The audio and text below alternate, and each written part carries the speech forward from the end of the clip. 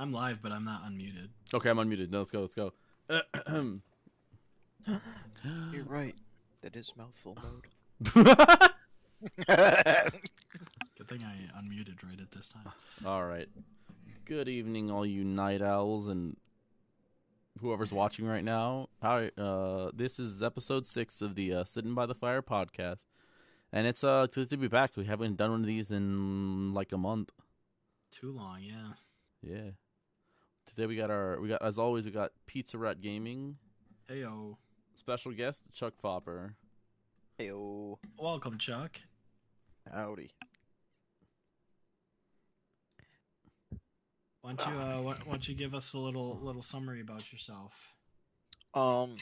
Well, I'm 6'3", blonde, gorgeous. I like long walks on the beach. No. Pog. I am what would be known as a very, very casual streamer, casual gamer at this point, going to school to get a medical lab technician degree and working on that at the moment, going 40 hours days of clinicals right now, which is pretty fun Heyo. stuff. I You'll understood be making that. that bank, though. Yes, I understand the Hopefully. word medical. Yes, hospital equal money. Yeah. It's gonna be pretty fun. What do you do as a lab technician? As a lab tech, basically we are the ones who are receiving all the samples in, depending on the portion of the lab you work in. You could be either looking at blood for situations like anemias, your cancers, screenings, things like that, or you could be in something like the micro lab where you're looking at possible infections due to things from like bacterias or funguses, or you could be in like something like your chemistry section, which is like checks on your values of things like your sodium levels, your potassium levels, things like that, making sure your body's functioning right, just kind of keeping up on that, notifying doctors if things are in like critical ranges. All So fun stuff. do you get to look at people's pee-pee? I have in fact looked at people's PPs and people's semenins. What? Ah, Really? What job is this again? nice. Wait, yo. Lab tech. And you Okay. can make a lot of money doing that? I mean, you can make some pretty okay money. And I heard you mention a cancer, so you work with Zodiacs also. I'm impressed. I like that. Yep. Okay, nice.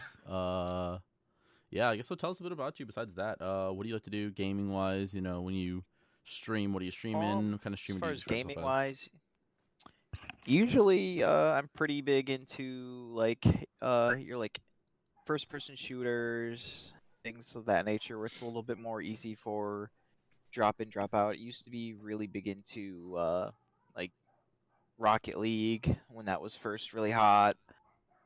Enjoy like Dead by Daylight. A lot more games that I can just kind of casually drop into, drop out of. Not as much as like MMOs or anything like that. Yeah, you can't really drop in and out of MMOs because I've tried that. It's not very fun. Yeah, I mean, if like it's hard because like I have some friends who are like really into like the MMO scene and stuff, and it's just like you try and play or whatnot, and then say you take like you're trying to play all together as like a group. Oh, let's start up on new characters or something, and then you're all playing together, and then like say something goes on, or you're just not feeling it. You play one night, don't play one night or a couple nights, and then you get back on, and it's just like, oh yeah, we kept playing, and now we're 15 levels ahead of you, and we're not actually playing Yeah. together anymore. It's like, oh, that's cool, I guess. All right, nice. Yeah, no, it's weird. There's just games like that where it's like you have to leave. If you have to leave for a session, you miss a session. Like you don't realize how far you're far behind in stuff like D&D and stuff like that. So yeah, no stuff where you can kind of just pick up and go and just drop it if you need to. Always really Oh, yeah, nice. for sure. Yeah. When the Division first came out, I had friends who would like grind it while I was at work, and I got on and they were at like such high levels compared to me, and I was like, okay, so I can't kill anybody because I'm such a low level. So you guys carry me, and then I just won't have fun. I will admit, that was the one nice thing that the Division 2 did really nice was they scaled it. So like if you're playing with friends, it scales to like the level you were at. So like you could still be effective and like help and play together. The biggest issue with that game came down to when you got towards end game was when you actually Sure. started getting into raids. because, Ah. and maybe this has changed, but back when it first came out, you'd get into like you had I think it was 8-person raids you had to do, and there was no matchmaking for it. Which, as a late 20s gamer at this point, trying to get my life on a more stable point, like I don't have 8 people I can just fucking call up and play get together for a raid that's Yeah, gonna last 2 hours. that's surprising that they would do that because I can't even like name 8 friends off the top of my head. Honestly, yeah. And then it's a little easy with games that are free or like kind of cheap, like stuff like Among Us and stuff like that. But the Division, from what I remember, is like a regular just price game, so it's gonna be hard to get like 8 friends like that to just be like, let's get on.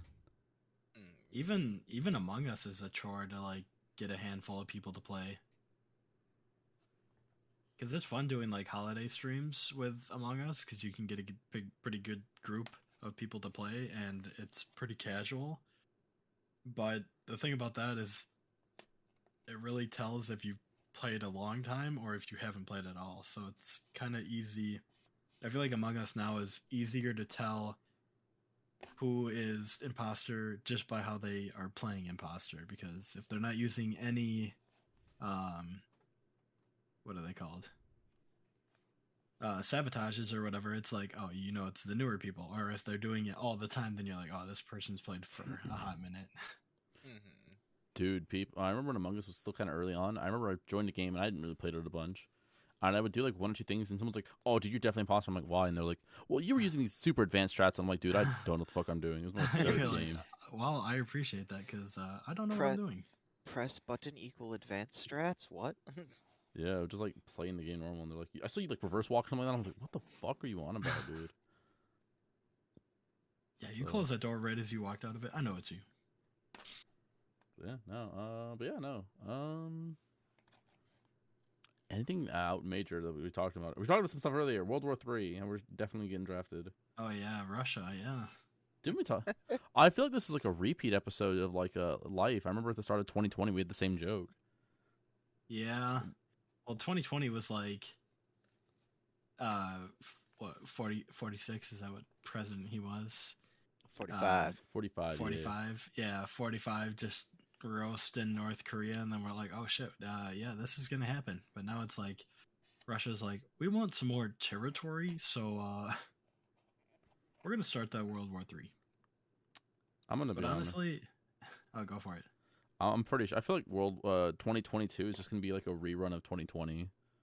Yeah, but just I could see it now. Honestly, I don't think, like, it's just weird to think that you could get drafted. Like, it was not to say that they were expecting it back in like World War II era, but I don't think there's a lot. There's the people who are already in the military, which is fine, but like drafting kids nowadays, you'd have like people in the field who like snuck phones, and they'd be like, "Yo, here live on TikTok in Russia," like. It wouldn't work out. I feel like there's too many memes, and there's a lot of like Gen Z kids who, when they hear something, they'll tweet to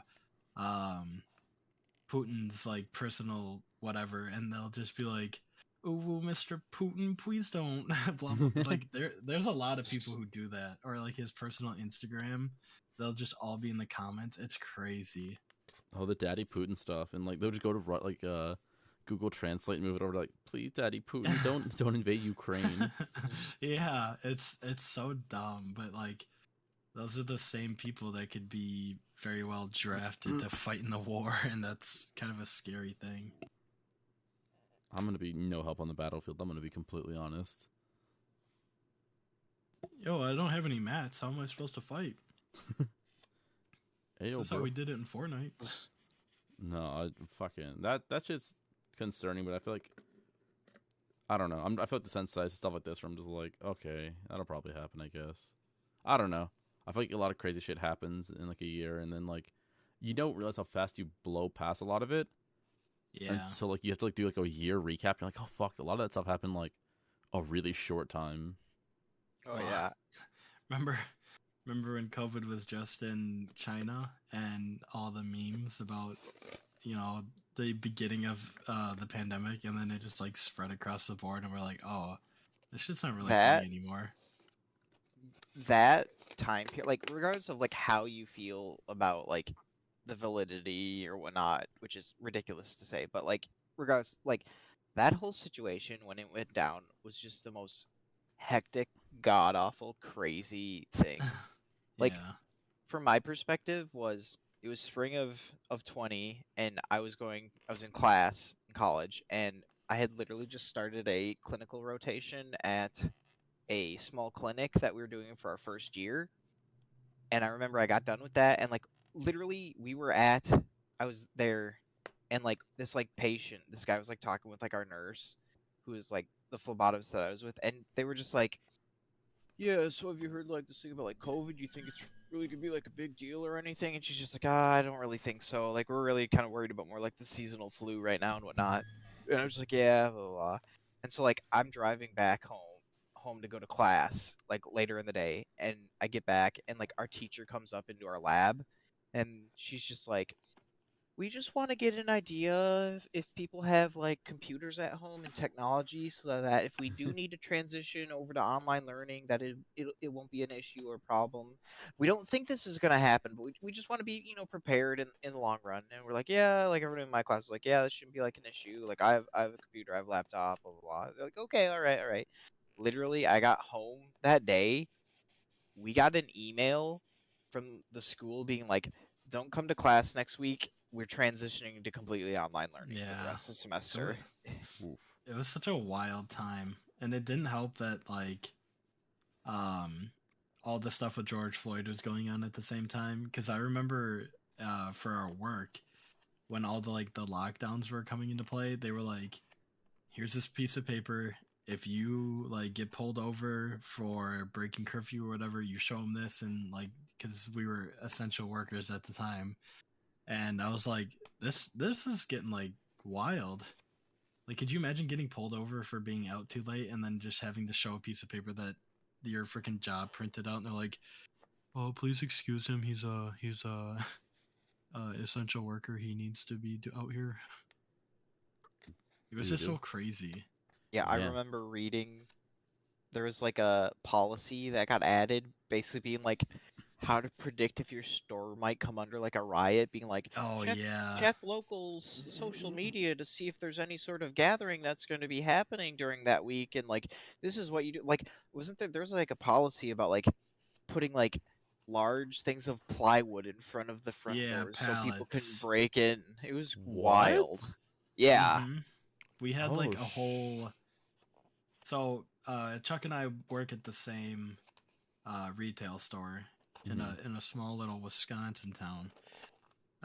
That's not too far from Minneapolis. So that was definitely one of the things that they had, was like, it was almost like a fire drill of like riots, which were like not super close. So the riots really had no chance of getting to us, but also the fact that our town is like 95% Caucasian. Oh yeah, I mean, it was Wisconsin. It's Wisconsin. It's middle-sized town, Wisconsin. Yeah. So I mean, it wasn't a huge worry to us, and of course that was like spread out through the entire company. But it was still like weird to think that there could be a time where you just have people with forklifts just like putting giant. Which, now that you think about like putting plywood in front of the doors, it's like that shit went so scarce and got so expensive that people would probably just end up stealing it. Yeah. Oh shit, that's like fucking $1,000 a sheet. So not only would they just steal the plywood, but then we'd be defenseless. Oh my god! They're coming in. Yeah. What was it? I know in my town we had an incident where there was like a BLM protest that's on like a main street, and this town is, look, I'm gonna be very frank, I'm not gonna dox myself, but it's 90+% Hispanic, like people of Hispanic descent, and a bunch of, they're also very conservative, so a bunch of them held up or basically stood outside at a local restaurant with guns, and the off chance that there was like gonna be a fucking riot with like a crowd Yeah. with less than like 100 people in the middle of like a random street. I'm like, the fuck, you guys are fucking wild. They were ready. This shit was weird. Yeah, we had peaceful protests in our city, which they were nice. The police like helped out blocking the streets and everything, making sure people were safe. But I remember a lot of threats of people being like, "I hope a semi drives through and runs them all over and blah blah." It's like, really, like that. What they're doing bothers you, and I participated in a handful of them, but I was like, what we're doing bothers you so much that you wish a semi driver would drive through a crowd of people. Dude, Well, people not Like to that's mention, bizarre. those are the same people who always like shout and like scream like, if you want to change, do peaceful protesting. None of this freaking other crap or whatnot. And then like there was in our town, Rioting. like it was a legitimate peaceful protest, and Yeah. people still had an issue with it. No. We literally marched throughout the city. We went from this little area right off of the Mississippi River all the way to City Hall, which was probably a 3 block walk. It wasn't super far, but everyone was just kind of chanting and holding up signs, and it literally was a peaceful protest. And then we all got to the parking lot and then had a few speakers. So it wasn't like there was no riots. But then I remember like people talking about like rumors of people like people of the opposing side like breaking into some store. I can't remember what it was, but then they're like, "Oh yeah, the protesters are breaking in." It was so dumb. They're just starting like rumors to make people mad at the peaceful protesters. What was it? No, But yeah, definitely a wild time. stuff like that's super frustrating because like if you genuinely go to ask like let's be realistic in this conversation, it's like a conservative, they'll be like, well, you know, what do you want them to do to bring about change? And they genuinely are just like, oh, I just want a peaceful protest. And then when it happens, like it it either gets ignored because like that's just a protest to them, or Yeah. there'll be like one or two, like a handful of instigators there who want to take it Yep. further, and then they do, and then the whole thing's it's compromised. They're just like, nope, it's all violent BLM rioters, and rioting is evil. I don't know. It was a weird time. It was a very changing time for me, also, if I'm going to be honest. I used to be like, oh, you know, rioting is bad, guys. And then the more I like look into it, I'm like, you guys are only giving people a lot of options now, are you? Though. Well, Yeah. it's really ironic in a sense too. Like, I mean, obviously it all stems to your belief system of what you believe is like fair and right or whatnot. But like, it's really funny for people to say that like rioting, like I'm not saying I condone rioting with this, but like, it's funny for people to say rioting doesn't get anything done or whatnot. But then they hold up on a pedestal one of the greatest riots that we describe in our Yeah. country's history, the Boston Tea Party. That what else would you describe that as? Is a riot. A bunch of groups of people went down to a harbor and tossed a bunch of product and destroyed it. How is that not a riot? I've heard It wasn't attacking small businesses. the one argument they make for that. I remember this because this was around the time I was on a lot of centrist pages and like a lot of YouTube of centrists, you know, stuff like that. Was the difference was the crew was not tampered with. The only thing that they went for is the tea, which was the product directly, like the British product, and they had Yeah. apparently went back and replaced the lock they broke to get in there. However, in that while that worked for them, that's cool and all. Yeah. It really wasn't. I don't know. I feel like we're at a point where when there's like has to be these riots, I don't know. I'm sad for like the employees that are affected by it, if they are affected by it in any way, like negatively, because you know they're not. That's not them, and the Yeah. corporations that get affected are essentially just like, well, that sucks, but it doesn't really hurt Honestly. the issue, or it doesn't really help Yeah, the issue, like- which sucks. Yeah, I mean, like your big mega stores like Target and Walmart and everything, they have such good insurance, I'm guessing, that literally was probably a profit to them at some point. Honestly, or free publicity. And it's Yeah. not. I don't know. I see a lot of these like talking heads and people that are very much quote unquote they're libertarians or they're centrists or they're light. It's just like your Ben Shapiro's. There's people who will actively play up that these riots are the worst thing, in that how could they do this? They're hurting this, but then they turn around, they'll defend no knock raids, stuff that leads to riots and stuff like this, and it's fucking crazy. Yeah. I don't know. The whole thing kind of bothers me. Of like, it's one thing to like not condone it, but to not sit there and try to understand where they're coming from and just hating on it is just, I don't know. You really have to like open your mindset to. You have to take a grain of salt from both sides to really like have an actual seeing towards it or like an opinion on it, to me. Because if you're just gonna sit on one side, then then you're gonna be like very over the top. I don't know. I just can't understand how people won't look here and there. Because you really can't grasp the whole situation if you don't look at both sides. I think it's a big thing of it too. It's just like war, now BLM. Yeah. It just comes down to like, because like if you don't look at the other side of like you're right. Like if you don't look at the reason of like why they're doing it, they're essentially just gonna be like, no, they're just violent and they like violence, which isn't true, and that's mostly a lot of people who like aren't very smart people who would think that of just they're just violent because they want to be violent, instead of like, well, Yeah. why go the route of violence? Well, because the route of peacefulness doesn't work, and these people have been MLK was about peace and everything. Yeah, because they don't fucking read most of the stuff that MLK put out, or like his belief systems, right. and will essentially prop him up as this hero of peace, this champion of peace, while also being like, read everything he believes in, look into it. Yeah. No, thank you. I'll just quote the "I Have a Dream" speech. Owned. Yep. And then you have people like Malcolm X who see what he's doing and seeing that nothing is changing, so then he's like, well, if they're not going to listen to that, then we'll go a little more like, not chaotic, but a little more extreme about it, and then you'll listen to us. Like, you'll have to listen to us if you're not going to listen to the peaceful stuff. It's also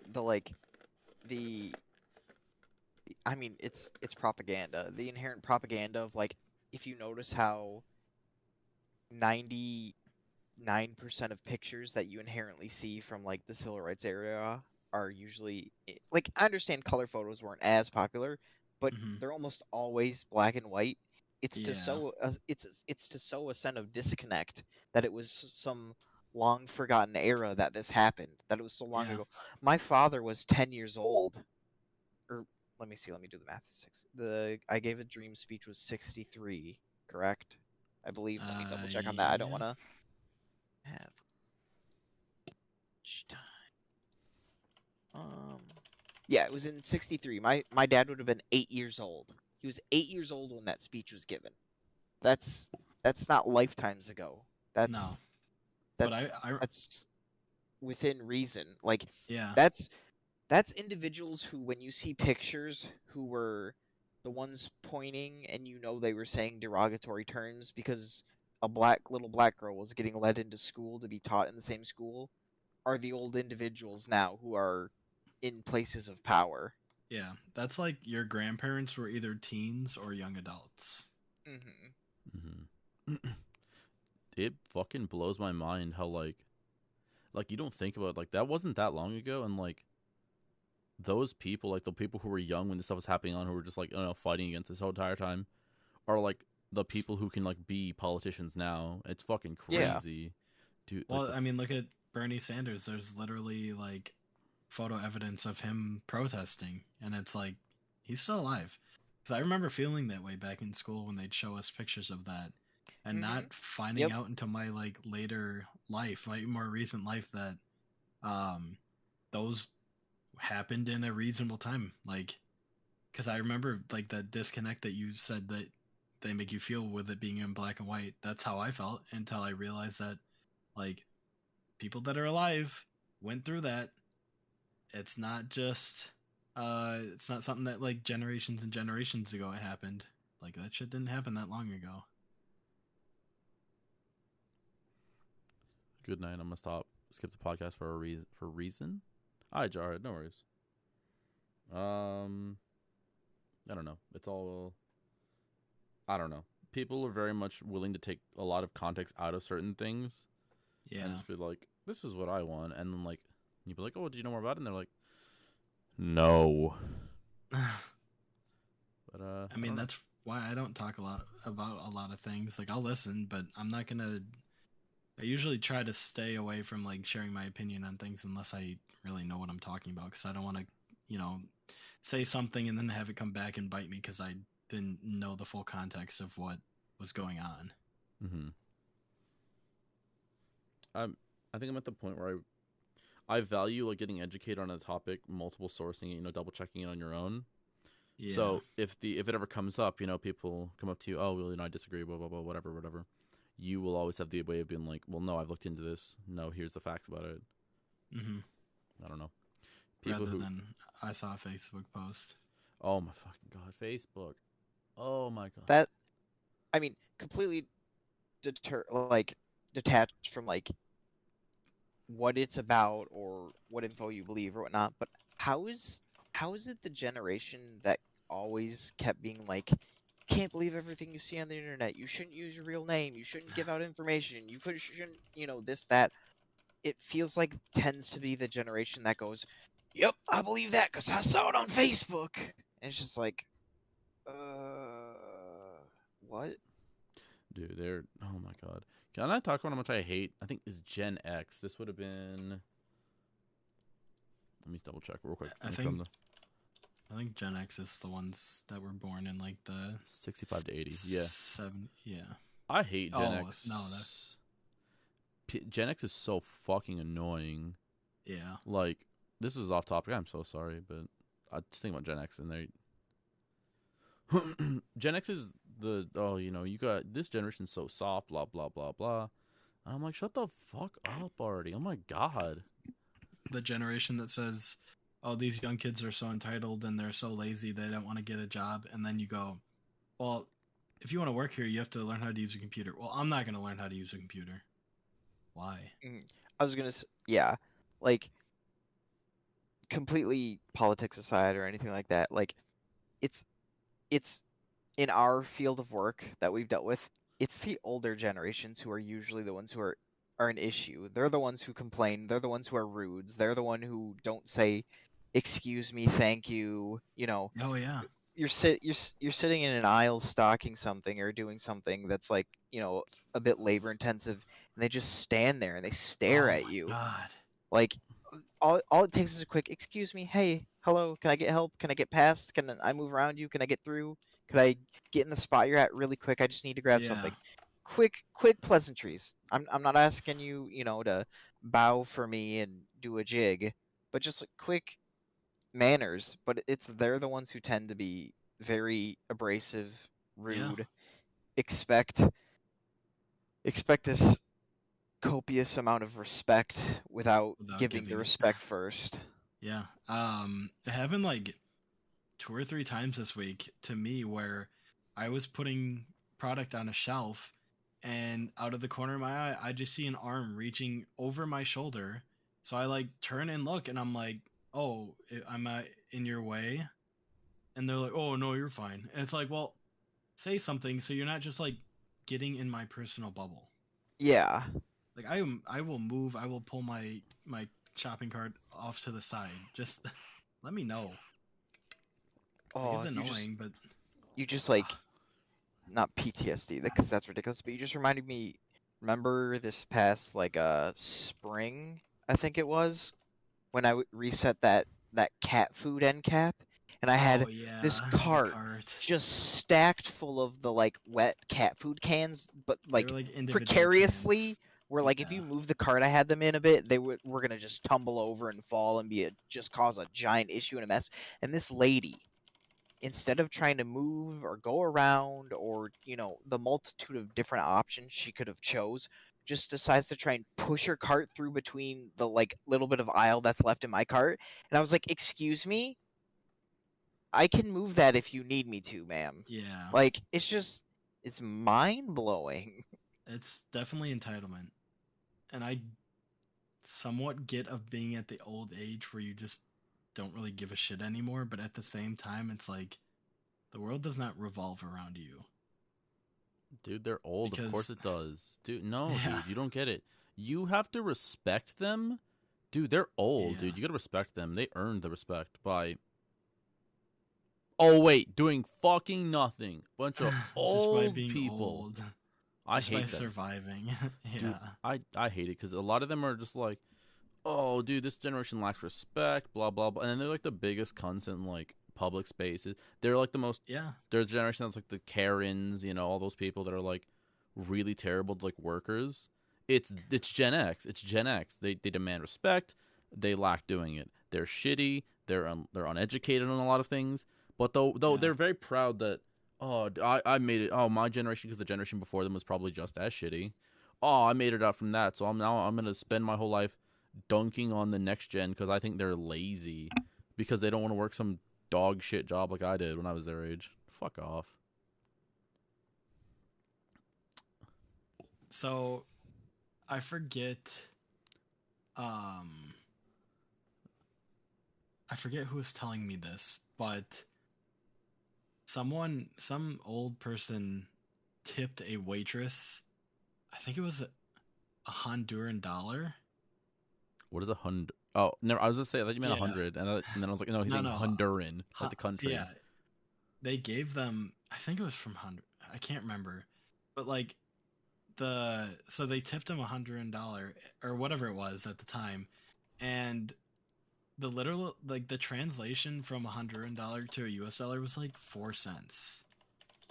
Like maybe it wasn't 4 cents, but it was definitely like cheap. So they were like, oh, I'm gonna tip them this $4, and it's like you literally just screwed that person over for a tip, and that's like not only are they very disrespectful, like if someone fucks up my food at a restaurant, like it's annoying, but I'm not gonna like chastise them. Yeah, 4 cents, yeah, okay. I figured it was you talking to me about it, Justice, but yeah. So $100 into a US dollar is 4 cents. Ooh. So that's their only tip. I mean, yeah, I- it's kind of cool having a foreign dollar, but at the same time, it's like You can tip me you real just- money. Well, yeah, Not to mention, also, like, that's just, like, inherently, like, you're making them put in effort to get their paycheck in the sense of, like, Oh, okay, yeah. cool, now I got this dollar, now I have to go find a place to exchange this before it's even, like, right, a feasible sense of monetary value to me yeah. that I can Or use. like it would be cool if you tipped like $10 and then you left the dollar. Because to me, I would have been like, oh, that's cool. Like I'll just hold on to it because it's not a US dollar. But for the only thing you tip is something that is valued $100. at 4 cents. Yeah. Dude. It's just, I mean, and that's that too. That like they expect you to serve them with a smile and cater to their every needs and fill up their drink immediately when it's empty, and then they just tip like shit at the end. I'm gonna be honest, and I think you mentioned this a bit. If I'm at a restaurant and they mess something up, I'm super not on game to like be like, excuse me, unless like the order is completely wrong. I won't mention it. Oh yeah. Because I feel so bad. Well, it's the mentality of like, how's everything going over here? And it could be like some like mediocre dog shit food, and I'd be like, oh, it's great, thank you. Also, I'm not like, gonna yell at the waitress. I was just say, also you're inherently you're tipping the waitress for their service, not Yeah. how you're like. If the food is inherently a problem, by all means, say, hey, could I have a manager come over so I can talk about that? Like, your service was great. Thanks for keeping up with me. Treat them with the cardamom. Oh my, whatever word, with respect. Yeah. But like, if it's a problem, have a manager come over and say, hey, I just wanted to give you a heads up. Like, your waitress was great, but like the food that I had asked for was not prepared properly or whatnot. But like to be like, the food wasn't very good. I'm just I'm only giving them like $1 tip. It's just like that's Yeah. not what you're tipping. No. Yeah. For me, it's like I don't. And the thing too is like, usually fast food or like not fast food, but like restaurant managers will be like, well, your meal's on us, blah blah. I don't want a free meal. I mean, it's nice, but like I don't know, that to me getting a free meal just like seems very over the top. Oh yeah, because they'll be like, But if they oh, replace it, you're already losing money. yeah, because if they like, I don't want like a free. I feel bad because I'm like, you're like replacing a whole ass meal for like a tiny mistake, I'll just take like the replacement if like something's undercooked or something. I'll just take a replacement, but I don't want like here's a free meal or something like that. So then I feel terrible because I'm just like Yeah. I don't deserve this. I didn't. We went to like a little Mexican restaurant, and the one time like the meat was pink in the tacos. Like it was, and like my mom and I like told the waitress like I wasn't really bothered by it. I mean, it was kind of like whatever, but they were like, "Oh, it's the seasoning." And I'm like, "No, seasonings are usually brown or orange, not pink." But they Yeah. gave us a meal free, and I was like, just I don't know. But I for don't me, it's more so like make sure you're doing this because you're gonna find somebody who's not as nice as me, and they're gonna flip shit. No, pizza right? No. It was pink Himalayan salt. That's what it was. Yeah. Oh, right. Because that doesn't dissolve. No. But no. No. I don't know. What kind of artificial coloring are you putting in your food that your meat is pink? They're like, oh, that's cake frosting. Oh, well that's fuck me. No, I should have known. I think I say this a lot. Just always be nice to your wait staff or any worker. They're nice to me. Honestly, it's super nice if they're nice to me. Like I went to a gas station today and I bought some stuff, and I bought a scratch ticket for a family member. And as I'm buying it, I'm like, whatever. I'm just keeping my head down. She's like, good luck, baby. And I'm like, wow, thank you. Like it was just so pleasant. yeah. People don't understand how far a simple pleasantry goes. Like, Yeah. if someone comes up to me, we're working at the desk, and like they're being abrasive and rude and mean, and like say they're looking for an item, and they ask for it, and I see that it just recently came in on a truck, and like I could possibly get it, but it's going to be a lot more effort than if it just comes out in the morning and gets stocked. And they're just being rude. I'll say, I'm sorry, it's not available at the moment. Like, it should be out by tomorrow, But if someone's like, being kind, being reasonable, saying please, thank you, appreciative, I'll go above and beyond. I'll go back into the back receiving area, have the time, go through. I'll be like, hey, it's gonna probably take me maybe like 10, 15 minutes to get your item, but I'll certainly go back there and do that for you. I'm like, thanks, I really appreciate that, and I'll certainly, go out of my way. But like when you're just not giving at least that simple human decency of respect to start it off, you don't start off expecting respect. You start off by giving respect. Yeah. I mean, people should just be respectful to everyone, regardless. It's so crazy that people aren't. I don't get it because like when I go to fast food restaurants, I'm always just like, thank you. Oh yeah, like once they're done with ordering and I drive up to the window, I'm always like, thank you, thank you for like being not an asshole. Yeah, I don't know. Sometimes like they'll try to joke with me, and I don't like. I'm always like just very quiet at like windows. I'll still be like, oh, thank you, but like if they're trying to joke with me, I'm just be like, all right, thanks. You don't have to. You really. I'm not. Let's not do this. Dude. I'll drive away. I feel so awkward because they're super nice, but I'm just like. Oh, sorry. There's a. No, sorry. Speaking of someone being extra, there's a guy at like our local Wendy's who's just like extra, like who works like the evening shift. Where like you'll go and you're like, oh yeah, can I get like a baconator, blah blah blah, doing your usual speech. He's like, all right, yeah, it's great. Oh, you have a wonderful day, a Wendy full day, blah blah. And he's just being ultra extra, and you're just like, dude, I don't know if I can handle this from the fast food ordering person. There's the one time that I ordered like chicken nuggets and baconator, and he's like, you want that triple? And I was like, nah, dude. He's like, I can't. Like, that's too much food. And he's like, yeah, you sure you don't want that triple? And I'm like, dude, no, I just want the double. I'm like, thanks. And he's like, are you sure? And I was like, yes. And then he's like, all right, what do you want to drink? And I was like, I'll do a large Coke, no ice. And he's like, yeah, we Coke dealers in here. And I was like, all right, dude. I was like, all right. I was like, I know you're just trying to make your day go by faster and have fun, but I was like, you talk to the wrong person, you're not going to get a decent response like me. I don't know. Yeah, I know. I've worked this jobs like that, so I'm like, I understand. Like, you got to kind of dick around to make your day go just a little easier. Oh but... yeah. Mm-hmm. No, I get it too. Pretty much all Chuck and I do at work is dick around.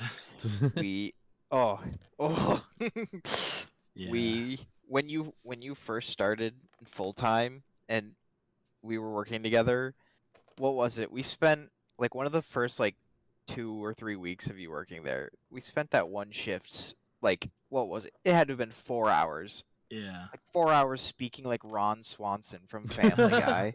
Like, we did it. It was too much, and then we we saw the Slim Jim that is like got Macho Man Randy Savage on it, and the whole day we're like, "Ooh, brother!" And then we're both like, my voice, my throat hurts so throat bad from so doing rough. it, but then we just kept doing it because it was just so funny. It's just so stupid. It's, yeah, I'm gonna need the peanuts down from aisle 89. Oh my Ooh, brother, give me 2 boxes of those. Yeah, Jesus. but no. I mean, you definitely have to like make your job fun, but there's definitely a line. Like I wouldn't like if a guest was like, "Hey, do you have this in back?" and be like, "Let me check for you, brother." I would go to that person exclusively to ask for things. Yeah, I'd be like, "Yo, is the Macho Man Randy Savage guy working? Oh, he's not? I only want him to help me. All right, I'll come back tomorrow." That was it. So yeah, I think making like work games can always be nice depending on what you do. I've done a few different jobs, Yeah. and so I was like, what can I do to stave boredom? And for my at home, when I just throw things in the air and try to catch it and see if I'd mess up. And so sometimes the call you would hear, I'd be like, oh, so that's great, so great. So what do you think I'm moving it? Oh fuck. Yeah, no. Oh, shit. Oh shit. I dropped that. Yeah, stuff like that. Or I'm just like keep myself entertained because I'm not gonna go fucking crazy. So, for where we work, we have to do COVID cleaning at the end of the night, where we just wipe everything down with Virex, like an antivirus like cleaning solution or whatever. Mm-hmm. And well, we I snapped Chuck with the towel today, and I was walking away. And I just hear the spray bottle going off, and then my ass just felt extremely wet because apparently a good way to get back at me was just to he doused me with cleaning solution on the back of my pants, and I was like, it's dripping down my pants. It was 3 squirts. In front of like 5 other people, and I was like, oh great. Walking out of work with a wet ass. Was it cold sitting in your car? Yeah, it was. I went to the gas station to fill up my tire because it was low, and I was like, if people drive by, they're gonna see me with a wet ass. And I wanted to go in the gas station and get like stuff, but I was like, I can't. So I was just like, all right, I'm driving to Taco Bell to get food. You ruined my night. Did you change pants? Because I remember you got in. I'm in my Taco Bar right now. Did you change from there? Yeah. Okay. I'm in my sweatpants. Okay. Honestly, my pants they're still wet. I could probably go grab them and they'd still be a little moist.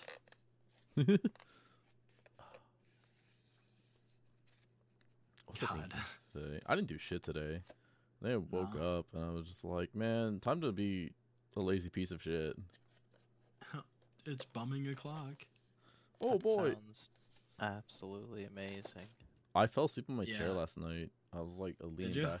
Yeah, I put a little blankie. And I was talking with Jared and Houseplanty. And I just fucking remember being like, this shit kind of comfy though, and just fell asleep. me when we tried to watch Smiling Friends the other night. Oh my, can we talk about Smiling Friends? Oh my god, that shit is so good. It's so good. Amazing show. For the viewers who aren't familiar, they Cartoon Network, or no, it's Adult Swim, isn't it? It's on Adult Swim. Yeah, but I think Adult Swim last year released one of their April Fool's shows, and it was called Smiling Friends, and the pilot was amazing. Chuck and I like quoted that for like weeks, and one of our friends works for Cartoon Network, and he's in charge of like scheduling for like the shows and everything, which is like pretty cool. But he's always like, oh, listen, it's not that cool. It sounds like it's cool, but it's not. And we always gave him a hard time. We're like, when are you gonna release the rest of the Smiling Friends? And he's like, listen, they probably made a season, but there's nothing. It's just one of the April Fool's things, because they do that, which is sad because for the longest time we didn't think we were gonna get more episodes. Mm-hmm.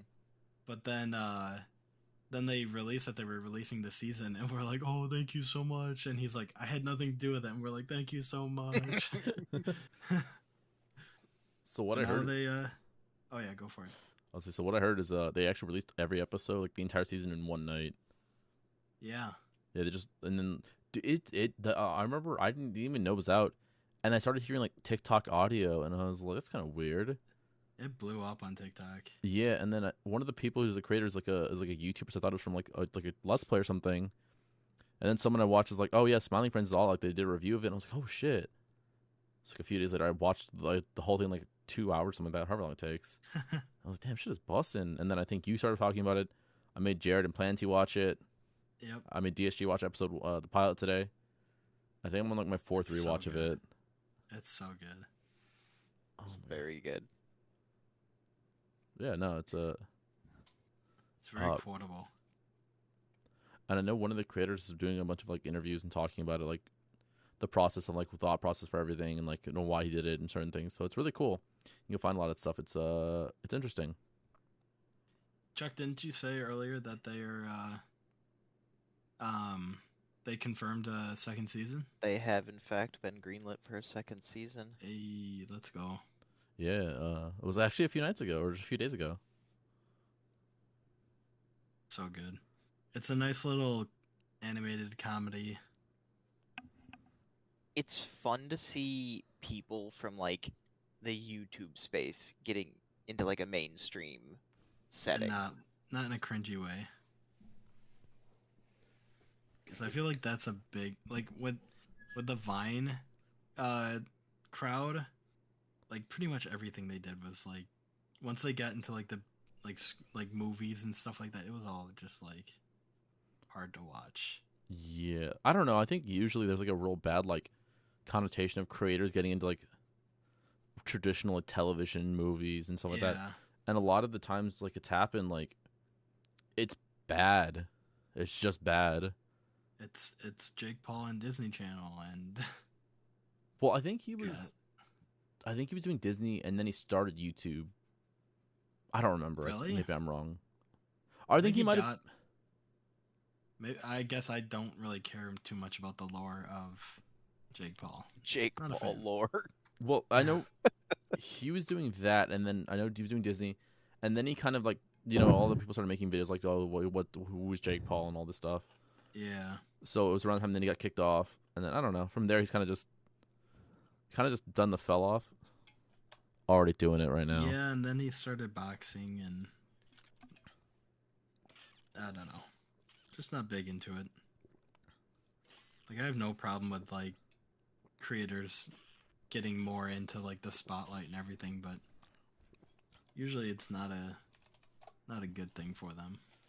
Can I be honest about Smiling Friends? The thing I like about it the most is a lot of the episodes. It's not just like it's really violent, or it's like it's just like one thing. I don't know. I feel like a lot of like adult animation is just like bad jokes and like I don't know. A lot of the new stuff that comes out with from like adult animation stuff is always like really boring Yeah, or just been real shit. And I don't know. I watched Smiling Friends. I'm like, oh, you know what? That was pretty good. I actually like enjoyed it. I wasn't just like cringy dumb jokes or. oh yeah, no, it was clean. Well, some of it gets pretty dark, but the pilot episode's pretty dark, but it's also like really funny. It's funny. It's not just like it's funny things, but it's not just like adult joke or like sex joke stuff like that. It's like Yeah. actual funny things. It's like they're not trying hard, and that's the nice thing. I also Yeah. really like. Sorry. Go on. I also really like how they tried to be like unique artistically. Like as someone who like I really enjoy watching like claymation movies, things that are put out by like Leica and stuff, purely for like the art aspect of it. Like it feels so like different because they use so many different like mediums as far as like they've got standard 2D animation, they've got 3D animations in there, they've got Yeah. claymation in there. It's just like there's a whole bunch of different stuff to just like catch your eye and just really like bring you in.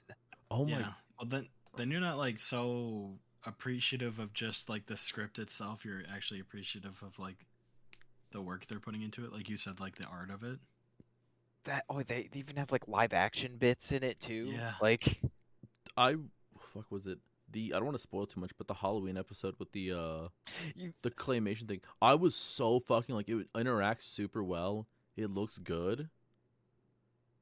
And then they have at the very end of it, and I hope this isn't spoiling it, but like they have the 2D characters like interacting with like the 3D parts and everything. It's so wild.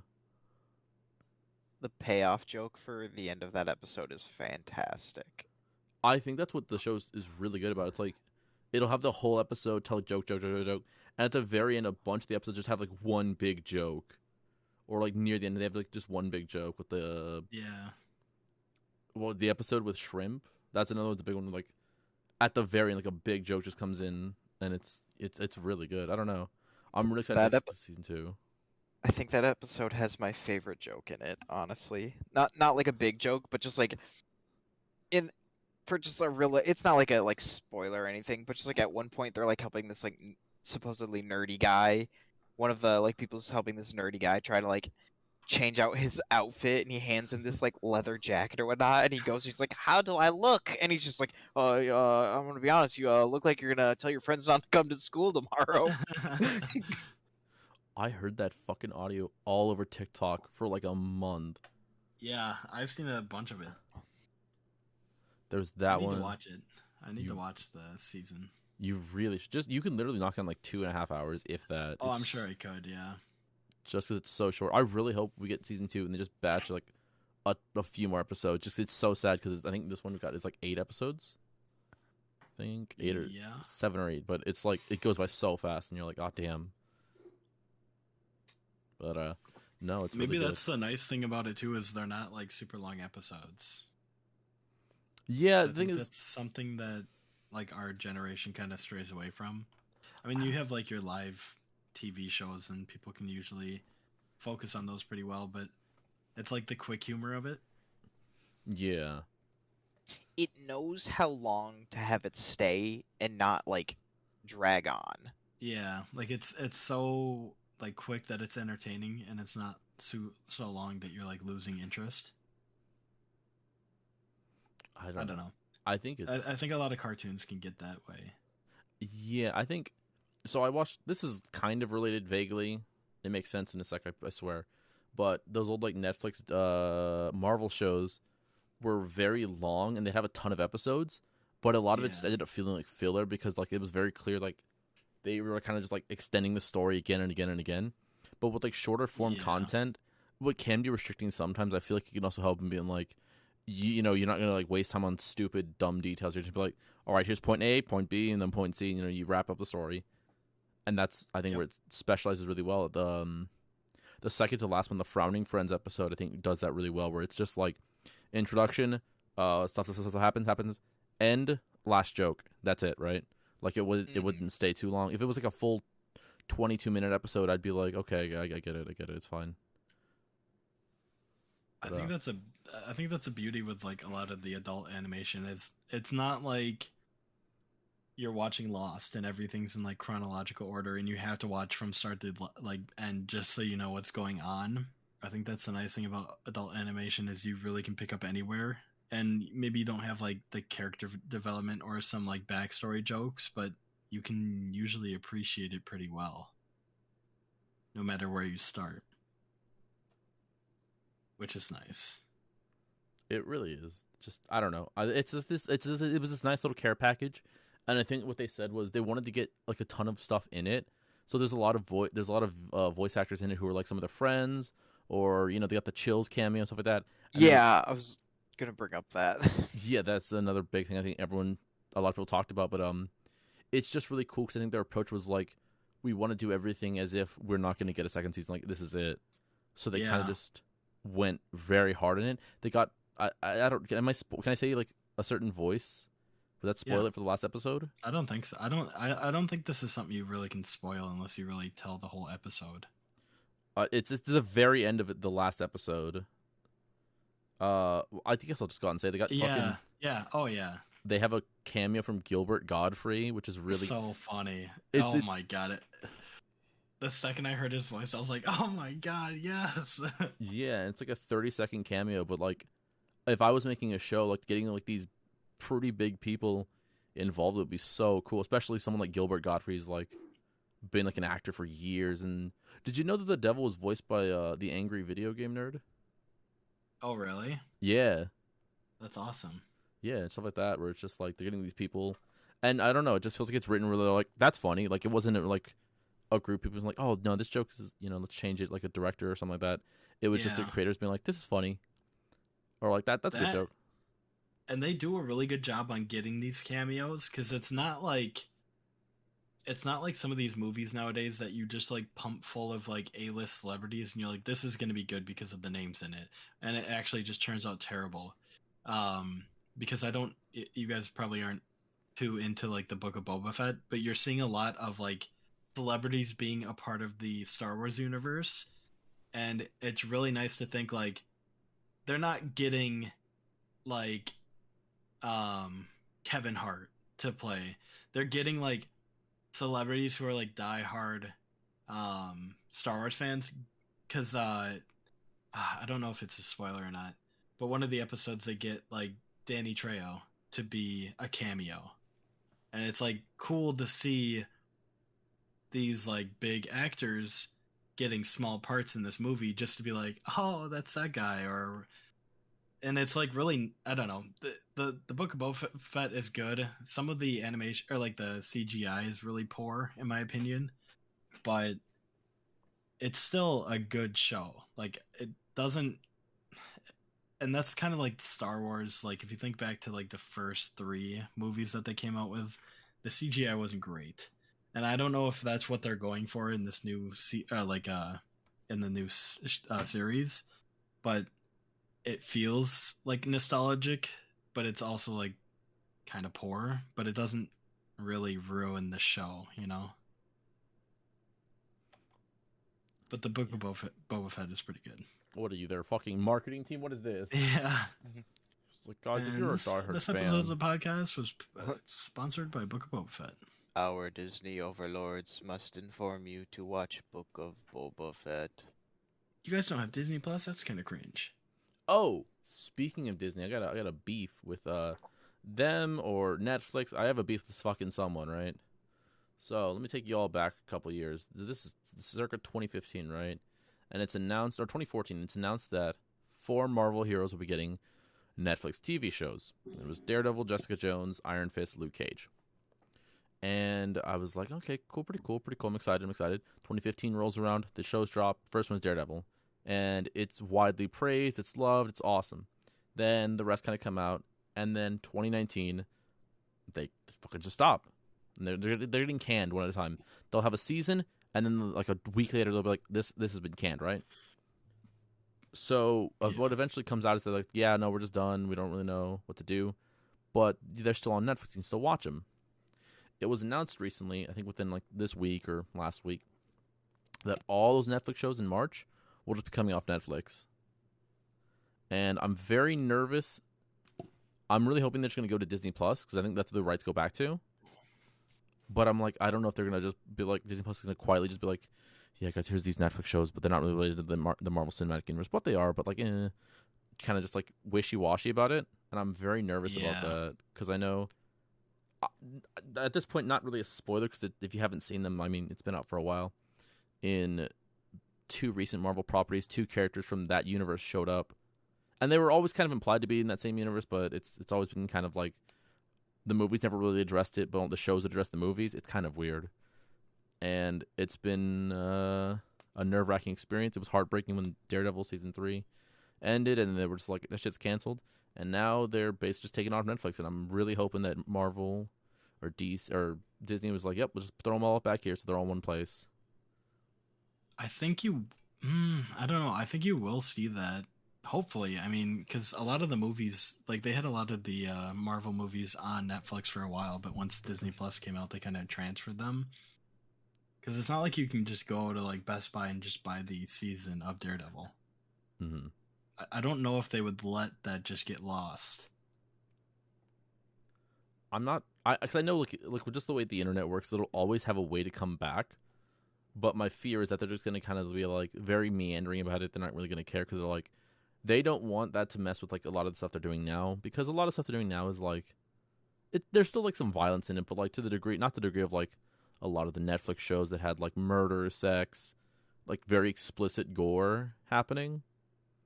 I don't know. I'm nervous, but I fucking gotta wait and see.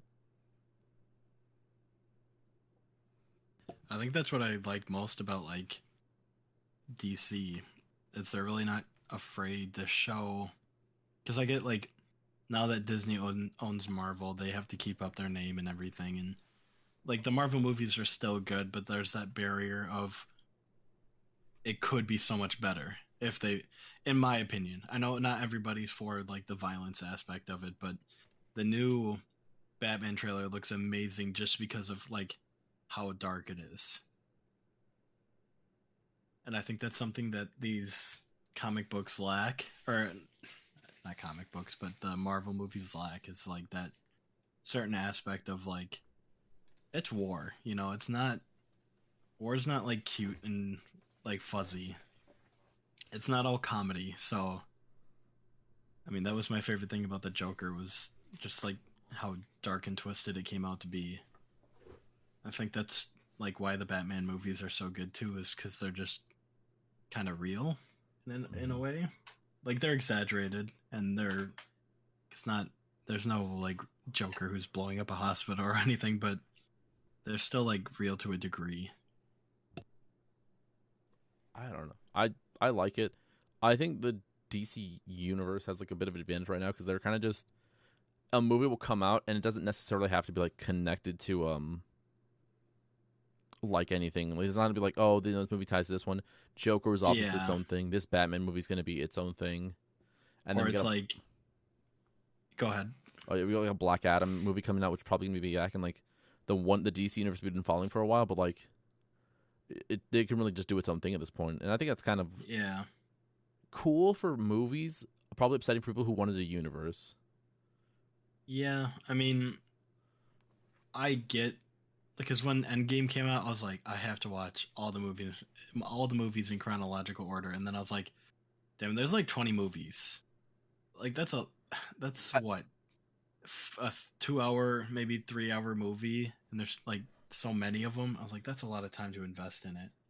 Yeah, Marvel's definitely starting to reach, as far as the like cinematic universe is starting to reach kind of the boiling point of like the barrier to entry is starting to become an issue. It's either you are really into it and can keep going, or you're just like left to catch up. Like the biggest like example I have is like when Infinity War came out in 2019, and like it was getting, it was getting all those rave reviews, rightly so. It was really, really good. And like I remember like talking with like my dad, who's like not, I think he's maybe watched like the first Iron Man because I watched it at home with him and whatnot. And like, but I remember him being like, yeah, this movie's it's getting pretty good reviews. I hear it's just like really good and whatnot. And I'm just like, yeah, you need to see like all these other movies though to understand what's going on. He's like, oh yeah, well I'm not gonna go see that then. And it's just like, I mean, rightly so. Like I'm not about to do homework, aka homework, just so that I can go see a movie. Yeah, cause like there's so many plot threads you have to be like following, and I know people do that where they're like, well, this character's here from this movie's perspective, and it's just so much shit. There are ones that I do like. I don't know if you guys saw Shang-Chi. It was very much just its own thing. Not yet. I need to watch that though. I've been meaning to sit down and watch that one. Definitely go see that one. It was really good. It kind of is very much separate. It feels very separate from the universe. If it was just kind of a solo movie, like a solo Marvel movie, it would have worked just fine. It wasn't like talking about a bunch of other characters. There's things here and there, but nothing like super explicit. We're like, oh man, I have to watch Iron Man 3 to know who that person is, or something like that. That's works on its own. Because I'll go for it. I was like, I'm honest. I'm not really feeling Marvel Phase 4 aside from like that. It hasn't really been doing anything crazy. I mean, I'm excited for Doctor Strange 2. Yeah. I didn't watch Eternals. I haven't either, but that's the thing I don't like too, is now like there's a lot of like spin-off shows that are like canon. Like if you're not watching Loki, then there's like something you could miss. I'm worried that if those are gonna be like, you're gonna need to watch those in order to understand stuff in the movies. Yeah, No, you do. you 'Cause have there's to. so many things that they either tie back to or they bring up. Because I remember right before Endgame came out, I was like, do I need to watch Captain Marvel? And someone was like, no, you don't. And I was like, okay. So I watched Endgame, and then Captain Marvel's just there. And I was Yeah. like, well, learn my lesson because now I know. Which, yeah, almost deters me because if I have to, like you said, homework, it's like, if I have to watch all this stuff just to know what's going on in the newest movie, like, it seems like a lot of work, especially if you're adding shows. Like, movies, I get. I can watch all the movies in chronological order because they'll come out every once in a while, but when you have, like, this whole season-long TV show that leads into a movie that is coming out in, like, a year or two, it's like, really? And I know you should have the time to watch it, but they released a lot of TV shows. They Yeah, did. there's three, No, 4. 4. What's the fourth one? I'm thinking. We got WandaVision, Loki, What If, and then Oh, Hawkeye. yeah. Yeah. And the Literally right as Endgame And came out. Winter Soldier and Falcon. Oh fuck, Yeah. 5. And then we're getting Moon Knight soon. Yep.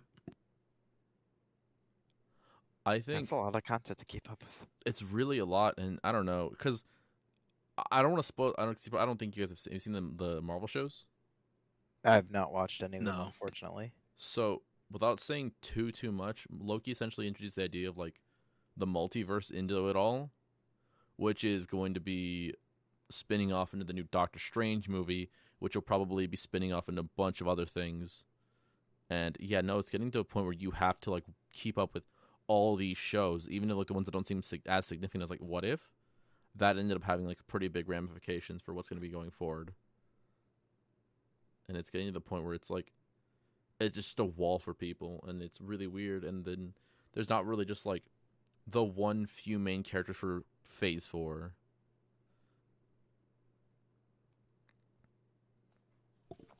I do like the idea of the multiverse because then you can bring in so many different like comic heroes that haven't been touched yet.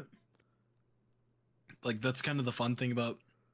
I mean, not that it was the greatest movie. The second one was good, but the Suicide Squad, like you're seeing a lot of comic book people that you would never have known about unless you read the comics. Mm-hmm. Yeah, honestly, at this point, it excites me more when you're bringing in properties or like ideas from like comic books that aren't like mainstream stuff. Like that's back when like Guardians of the Galaxy first came out. Like that's what like I was excited for because like I mean, Yeah.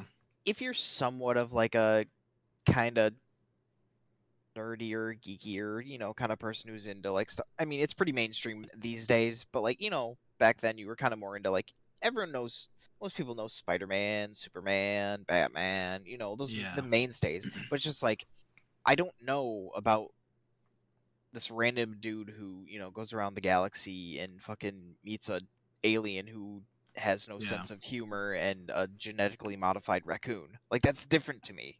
Mm-hmm. It is. That and like Morbius coming out, like that's kind of a cool like I don't know, I don't feel like you would have seen a Morbius movie had nothing or none of this came out.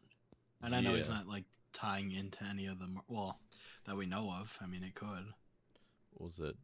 I have a completely unrelated story, but it reminds because you brought up Guardians of the Galaxy. I went to the dealership, like a car dealership one time with a friend, right? And he was wearing a nerd shirt. I was probably wearing a nerd shirt because we're both fucking nerds, right? And we go up, we're talking to this guy he's a car salesman, and he was kind of just talking to him, chatting, and he brings up Guardians of the Galaxy or something like that, and he starts like nerd quizzing us and like our knowledge of it, like how much we know, and I'm like, oh fuck. And then I think at one point my friend mentions that I still have an Xbox 360, and the guy tries to convince me to sell it to him, even though I was like, no, I think I'm good. He's like, no, come on, dude, you don't know using it. Sell it to me. There's a bunch of games I gotta play. And I was like, no, I'm good. And then he added me on Facebook later on and tried to like convince me to sell it to him still. No. And I've tried to avoid that. I'm trying to remember what dealership it is, so I would never go back there again. I've already bought a car, but I'm just like, ain't risking That's that goddamn weird. thing.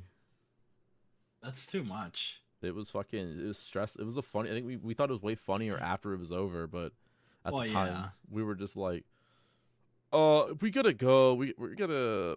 It was like afternoon, so we can't be like, oh, I gotta go back to work, something like that. It was just like, You're like, bro, I want to go drive my car. I was driving my old dinky pickup truck. I was like, oh yeah, no, I'm good with mine, dude. Because I think he started to like pivot to me and be like, oh, what about you? What are you looking to get? And I'm like, dude, I make $7.25 an hour. I'm not looking for shit right now. Yeah. I mean, when you said like now that you laugh about it at the end, that's me with the hot chip. Dude, Sucked what in does the the moment. bag look like? God. Oh my god, I fucking love that because you were like dying and I was cackling. You're so like, good. I'm gonna crack up some jokes. I thought it would help you feel better. Did it help you feel better? No. For those of you who don't know, I ate the Pocky One Chip Challenge, the 2021 chip, and it was awful. Just gonna put it like that. Very spicy. And the whole time, Mr. Tofarlov here is just trying to crack up jokes, and I'm not having it. I'm just sitting here drinking my milk, trying not to die and suffer. He's like, "What's the inside of the bag look like? Is it dry or is it wet?" I'm just like, I can't feel anything but my mouth right now. So I just need you to shut up. Oh, The last thing I want to do right now is talk. Oh my god. Your one tear moment will still stand in my memory as the best moment. Not because like you're in pain, but just like it's such like a comical like time. Like you're just like, I think this has got to be the hottest thing I've ever eaten. And then just one tear just rolls down your cheek. Yeah. I'm glad you found that funny. Oh, I found it hysterical. And then he pointed it out, and then I watched it, and it was even funnier. Yeah, because Chuck clipped it, so it's like the perfect little clip there. Or when you were getting the hiccups.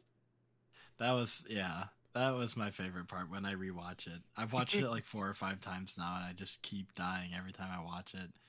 Because I've really never, like, I've eaten really hot things, and I've had like a few hiccups, but I've never had that like frenzy of like constant hiccuping.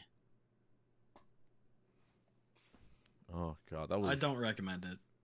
I wasn't going to do it after I saw you. I was like, I would literally rather eat glass than do that shit. Classic pizza rat. Yeah. What else?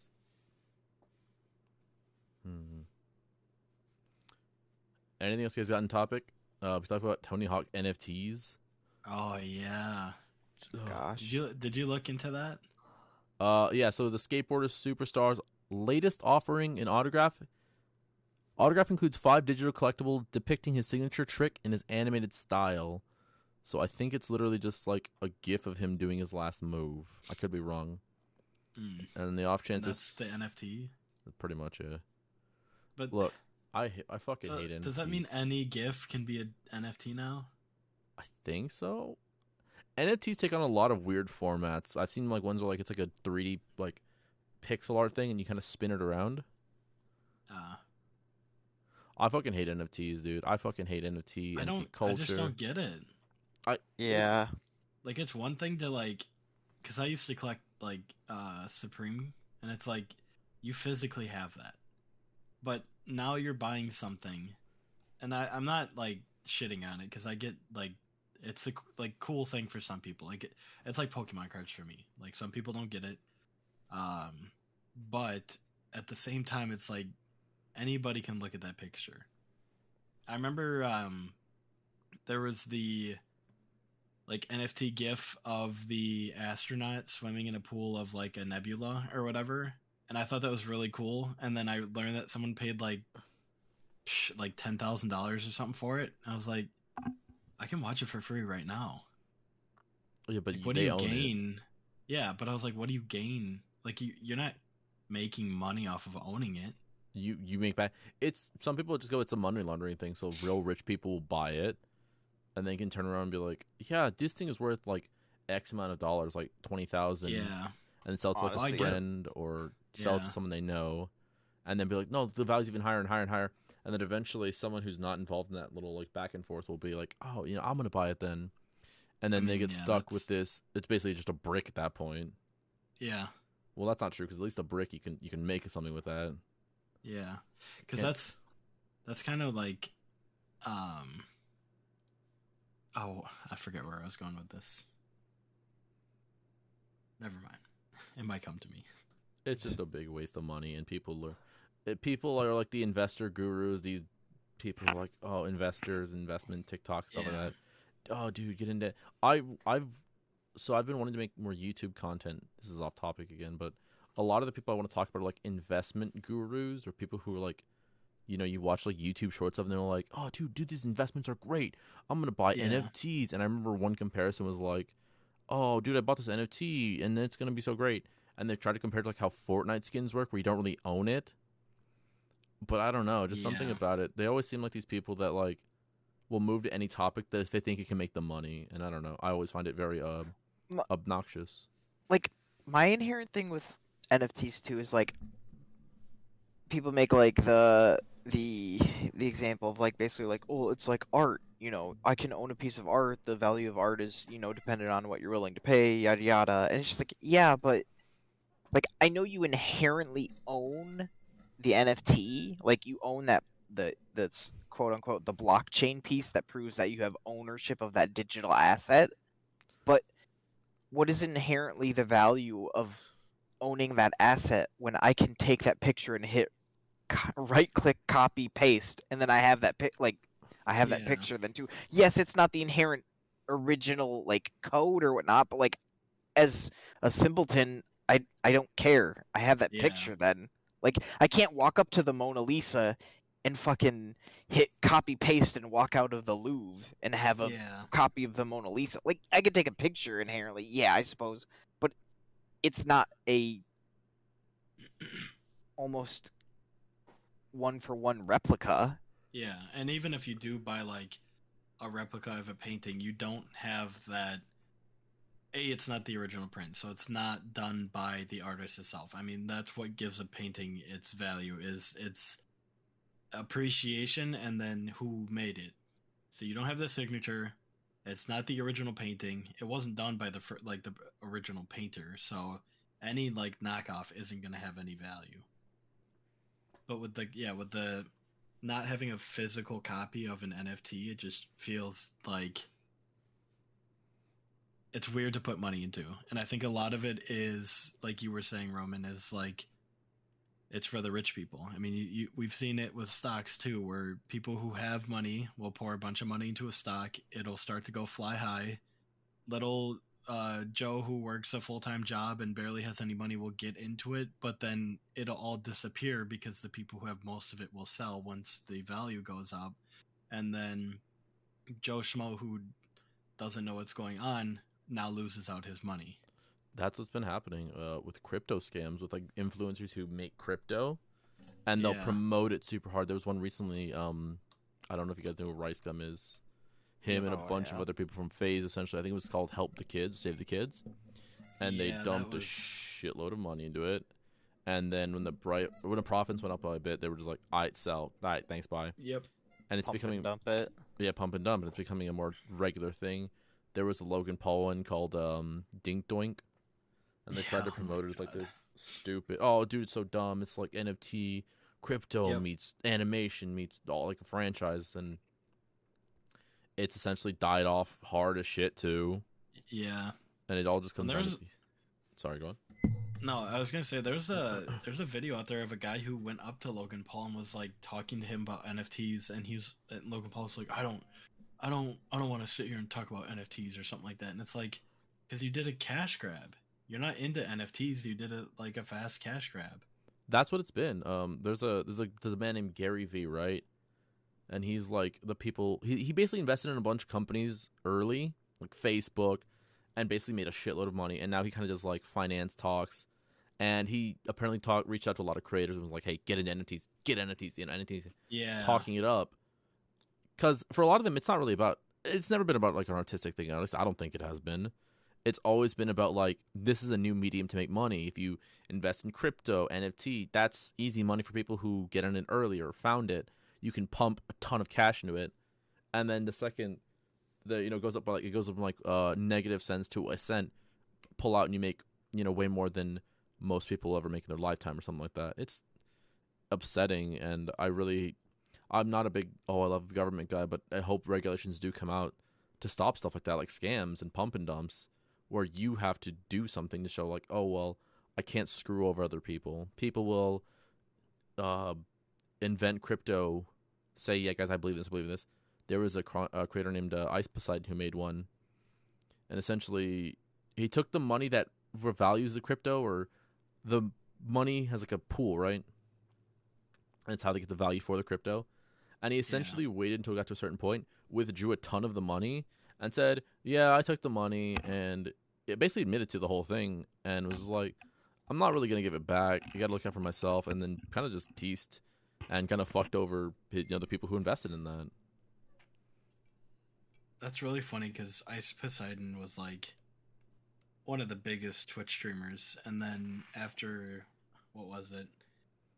He got banned from Twitch, didn't he? Yeah, no, he was banned from.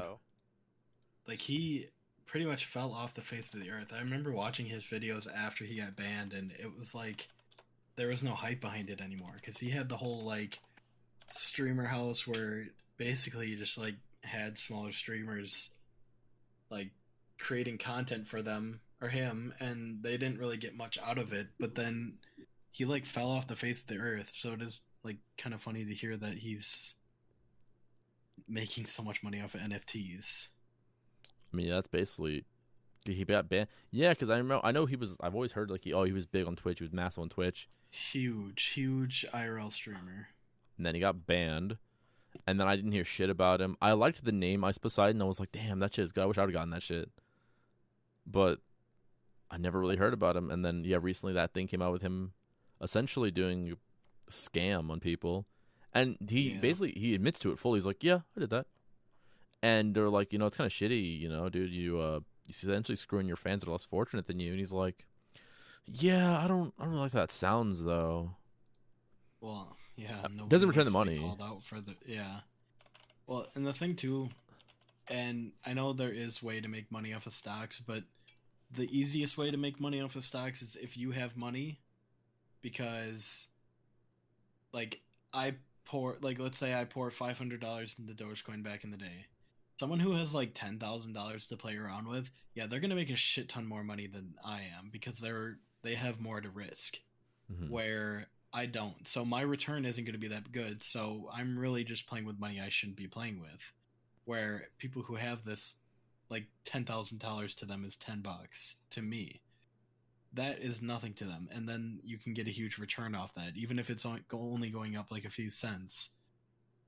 And I think that's where a lot of people, like just your like middle class people, are just really losing out on, is they don't understand like there's a certain level of luck and like having money to begin with to be like super successful off of stocks. I think a big part of it was like those stories you heard like when Bitcoin kind of started ramping up really fast. You heard all those people who were like, yeah, I invested in Bitcoin. It was like $1 a Bitcoin, or they had a shitload of Bitcoins, and they're like, now I'm a multimillionaire. Yeah. But that's not like that's like the exception more or less than like the rule. Everyone thought Doge was gonna rocket up, and then it peaked right before the thing with Elon Musk, and then it's happened with other coins. There was another coin called Sheeb, and it basically started on the rise. And everyone's like, "Dude, buy now, buy now, buy now," and like literally not even a week after people started pushing it really hard, the price dropped off just because people were just like, "Well, I mean, like, well, I don't care." And the only people who are really advantaged to that are the people who invest early, or the people who have a fuck ton of money to be like, yeah, I only went up a little bit, let me pull out, make a bigger return. So crypto for the average person, it's not going to be like pulling them out or like, giving them a better time. It's just going to be like, I really hope this works out, because if not, I'm out more money than I put into it. Yeah.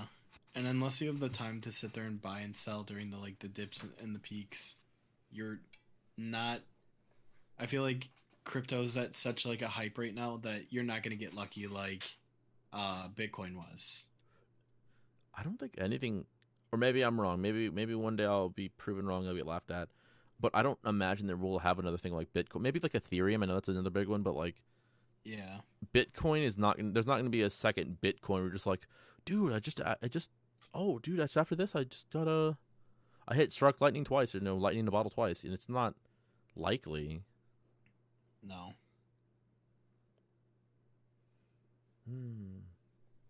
Fucking Bitcoin. Yeah.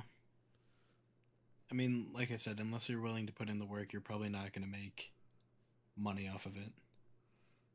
Yeah. Dogecoin's at 14 cents right now. Oh, don't tell me that. Stop. Hindsight is definitely 2020, but it's just funny to look back at like the early 2010s or whatnot, and it's just like the amazing thing. This guy, he actually bought a pizza for Bitcoin with like 14 Bitcoins or whatnot, and then you Yeah. look at it now and you're just like, if he had held those, if he sold at the peak, he could have like He could buy his $1 own million. island.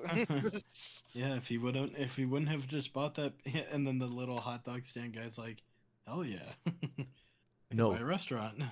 He used 10,000 Bitcoin to buy the pizza.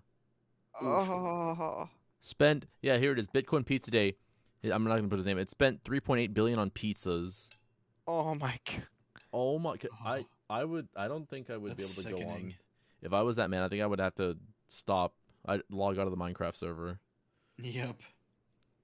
Wow, My that's goodness. disgusting. Could have been in the top 1% there, buddy.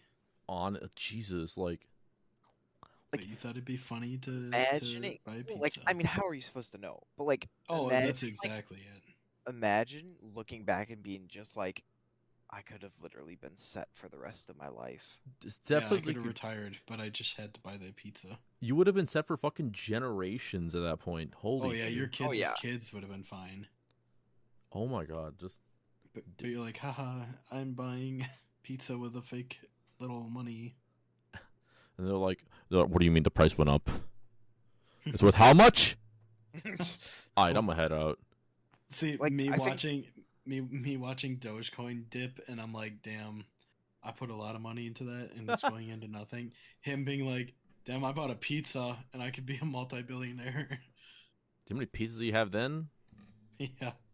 Like, You I could have think, pizza for I free think for I the read a rest of your life. story where there's like a guy who like, when he found out about the jump that Bitcoin was like going on, and he realized that he had a Bitcoin wallet on a PC he had thrown out like Oh, years ago or something. So he went gross. to he went to the dump where it would have got thrown out, and he like quartered it, like he found the area where it would have been dumped by like the tracking records of like when the garbage was picked up and where it would have been, and he's like spent like over a year like scrounging through the garbage to try and find his PC that has Bitcoin wallet on it, because it had something like $1 billion worth of Bitcoin on it.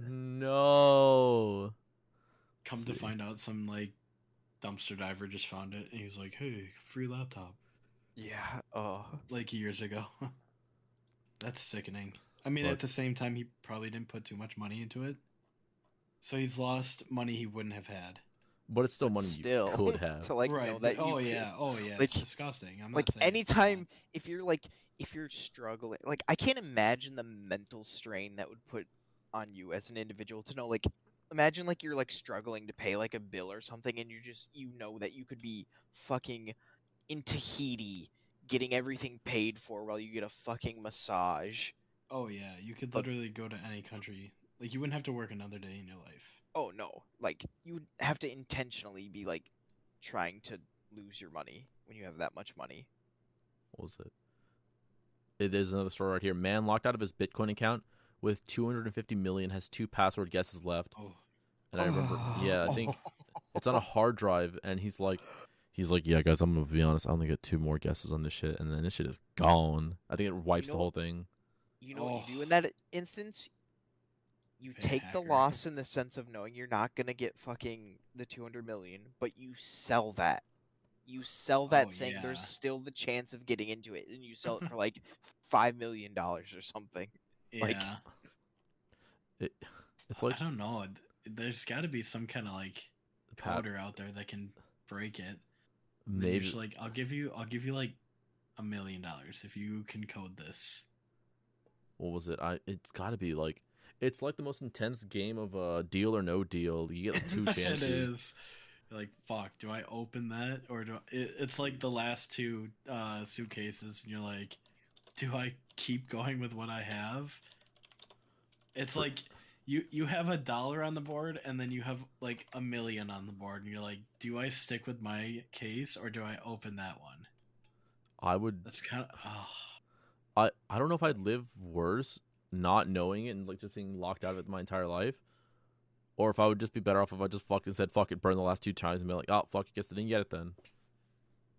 Yeah. Like I don't know how I would. I would live in constant stress. Like even when I lost, I'm like, well, I just squandered money. I'd have to try. I think the trying and failing would be a little easier to take down than the just giving up without trying. Oof, that shit's scary. I don't know. Either way is pretty terrible. I'll never be in a position like that, but Honestly, I'd try and probably do what I said. Just like try and make some sort of money off of it by selling it. yeah. Like, I fucking hate it's all speculation stuff, so I don't know. It stresses me the fuck out. yeah, right? I can't decide between the number 3 and number 4 combo at McDonald's. I'm supposed to make life-altering decisions on being able to obtain billions of dollars or getting locked out. I fucking would just be sitting there staring at it and be like, I need you to just give me the password. I just unlock right now, please. I need this. There's got to be a way.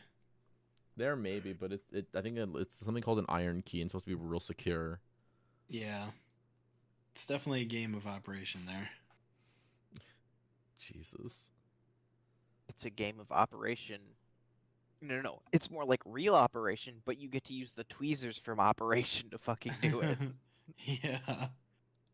Ugh. That is disgusting. Let's see. Yeah, I don't know what I'd do in that situation. I'd just be like, well, let me burn my last two tries, at least try, you know? That's why you always write your shit down somewhere.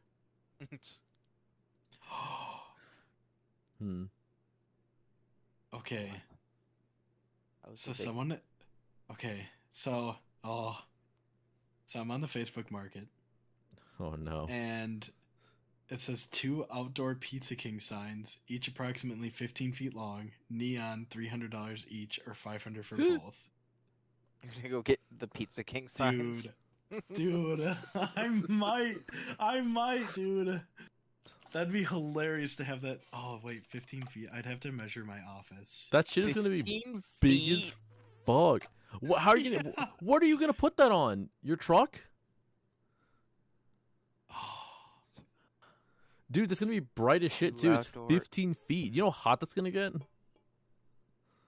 I don't even have to turn it on, dude, just to have it on the wall. You're gonna buy a 15-foot LED It's for the sign. stream, man. It's for the stream. It's Bro. approximately 15 feet. I almost kind of want to go in on this with you, just so I can see that in your stream. Please don't encourage him. Okay, once the podcast I just got is some over, of my I'm measuring my wall. I just got some student loans in the bank. No! I can Dude. fucking toss you some I got cash. my taxes back. I got my tax. I might. You know, I don't appreciate you spending all that money on the Pokemon cards, but giant 15-foot neon signs. Oh my This is another fucking story. God. I might. Okay, come on. Imagine you're sitting there watching me with the giant Pizza King. What if you can't see the whole thing? We're just like, the king? What the fuck? I might. We'll see. We'll see, guys. We might be getting a huge upgrade. Jesus. He's like, oh, let me turn the lights on. Plugs that sign in. Jesus. The issue would be also like having them displayed the heck, because like there's no way you could mount those on the wall. You'd have to drill fucking giant holes into your 2x4s. Listen, You're gonna- I'm not thinking rationally right now. Pizza Rat, it is almost, it's 2.5 feet taller than you. Or longer than you. Oh my god. 15 Wait. feet. I wonder, if I don't have any intentions of plugging it in, maybe I cut it in half and then do it like diagonally, like on Yeah, top of each other. But neon signs, you gotta plug them in. He goes, let me plug this shit in. Immediately starts leaking gas. Jesus. That's amazing. I I'm typed in. half tempted. I'm so upset. I typed in 15 feet to get a reference like the size of it, and I'm just getting a bunch of pictures of people in their fucking feet. Oh, this guy's got 50 feet.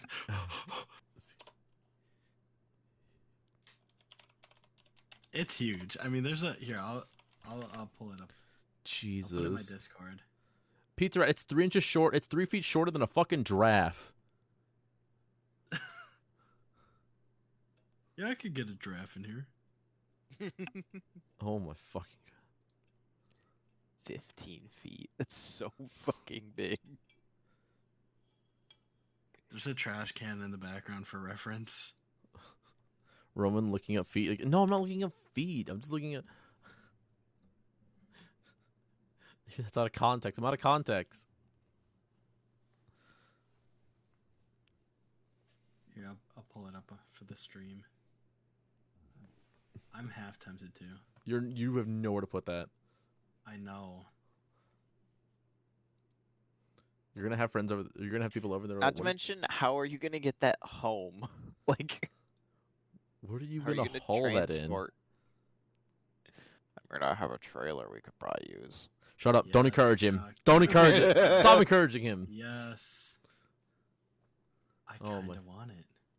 It might look out of context now, but it sounds like a normal tooth.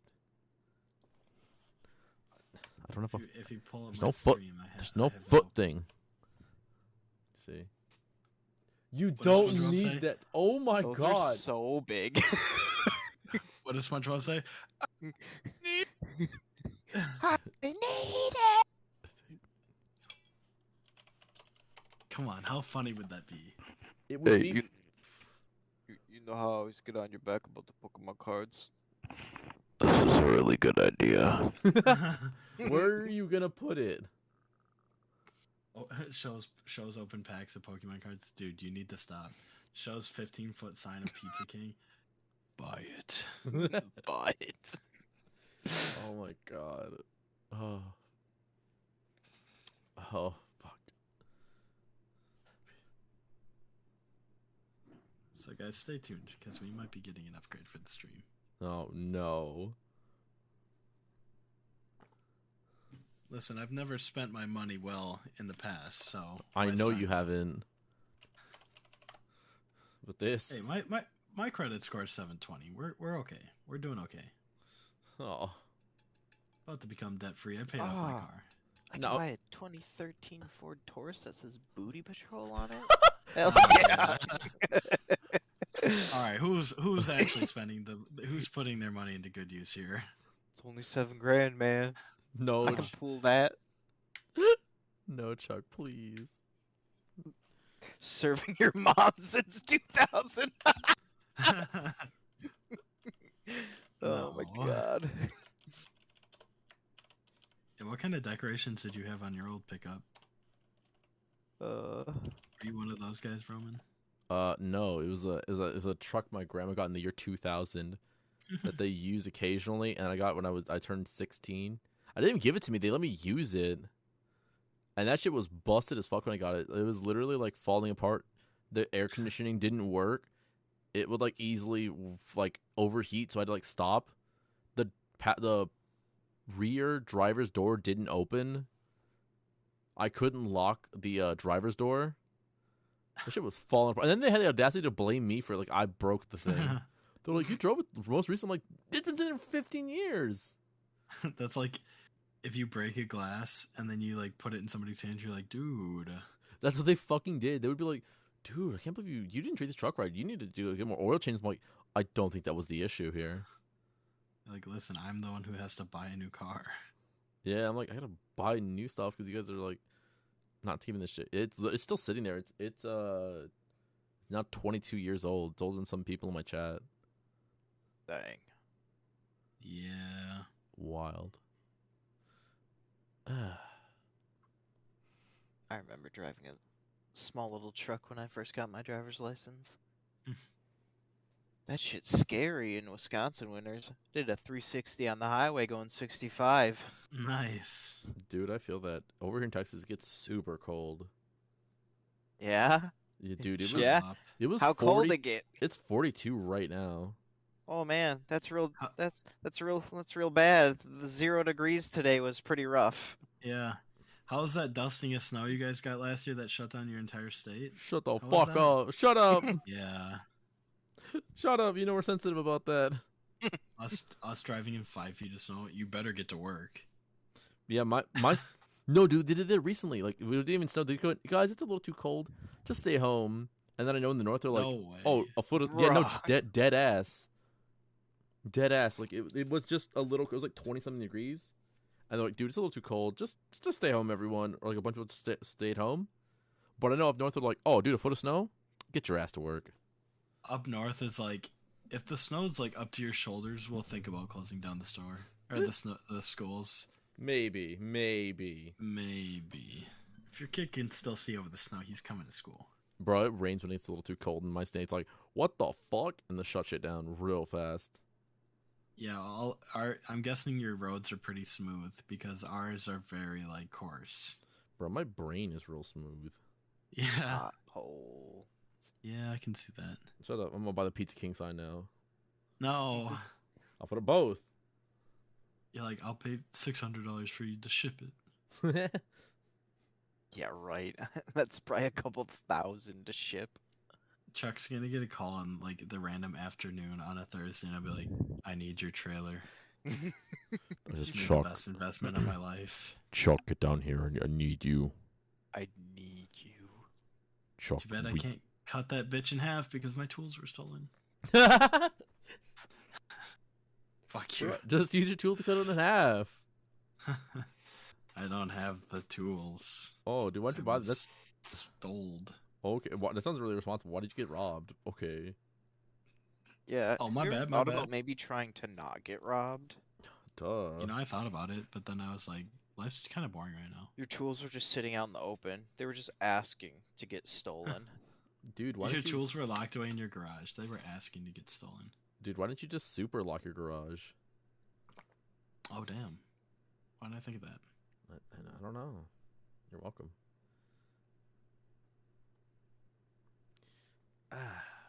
I gotta make a call. Can't just make calls. Is he Hey, actually? is your 15-foot Pizza King sign still available? No. I kind of need that shit for my stream. Oh my god. I need it like tomorrow. Uh, Speaking of getting things, my drawing tablet's supposed to deliver tomorrow. oh hell yeah.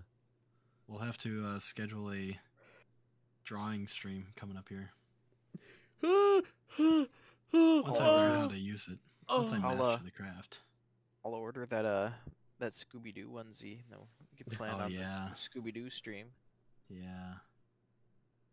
Jesus. 200 follower. Gartic phone sesh? Maybe. Gotta find someone to dress up like Fred and someone to dress up like Daphne or Velma. Roman. You pay for the outfit, I'll wear it. Bet. Don't fuck it. You do realize that I'm about to drop $300 on a 15-foot sign that says Pizza King, right? No, you're I will- not. I you will will- buy you the Daphne outfit. Oh, I thought it was gonna get Velma. I don't know. He feels more like a Velma. Velma, yeah. I will 1,000,000% wear it. I know you would. And then I'm going on Amazon. Jinkies, Fred. My cock and balls fell out of the outfit. Reggie, you rush my rolls. Listen, I'm buying you a skirt, not a belt. Please, Pizza Red. Please.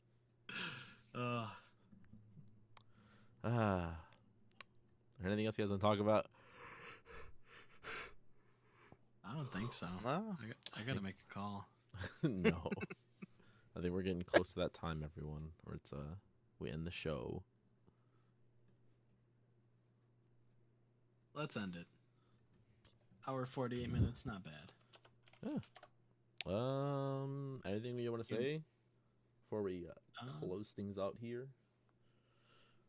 ChuckFopper, do you see yourself streaming more in the future?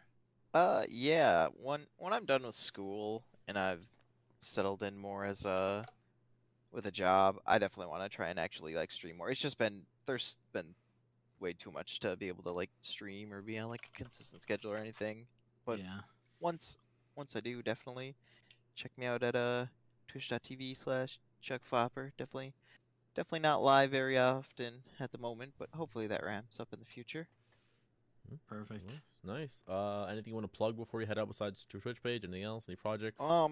No, I say don't got much for my social setup really at the moment, but I do appreciate you guys letting me be on your talk show.